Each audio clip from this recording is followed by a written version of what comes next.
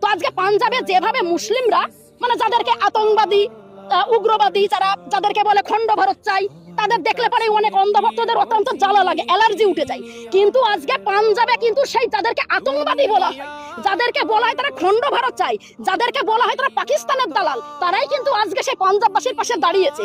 তো আমরা এই সত্যি কথা নিউজগুলো দেখার পরে সত্যি এতটা আনন্দ লাগছে যে আমরা সেই ভারতবর্ষের মাটিতেই আমরা জন্ম নিয়েছি, যে ভারতবর্ষের মাটিতে একে অপরের পাশে বিপদের পাশে গিয়ে দাঁড়াই।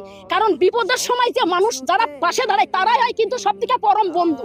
আমি দূরের থেকে বললাম যে ভাই তুই কেমন আছিস, তোর জন্য আমি পাগল, এসব বলে লাভ নেই। মানুষের জন্য যদি কিছু করতে পারো তাহলে মানুষের জন্য কিছু করে দেখাও। মানুষ হয়ে জন্ম নিয়েছে, মানুষের জন্য কিছু করে দেখাও।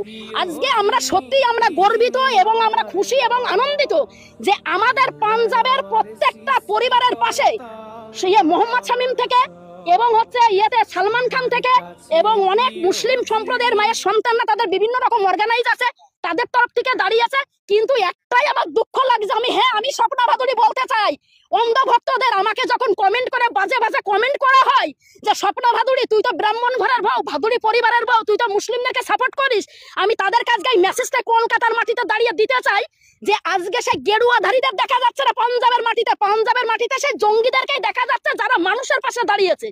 এইটুকুই আমি বলবো। আমি ওনাদেরকে আমি ধন্যবাদ দিলে ছোট হবে, তবে একটা কথাই বলবো, যারা পাঞ্জাববাসীর পাশে দাঁড়িয়েছে, যে যতটুকু পাচ্ছে দাঁড়িয়েছে, তাদেরকে ভারতবাসীর তরফ থেকে নতমস্তকে প্রণাম সালাম জানাই এবং অনেক অনেক ভালোবাসা এবং শুভেচ্ছা জানাই।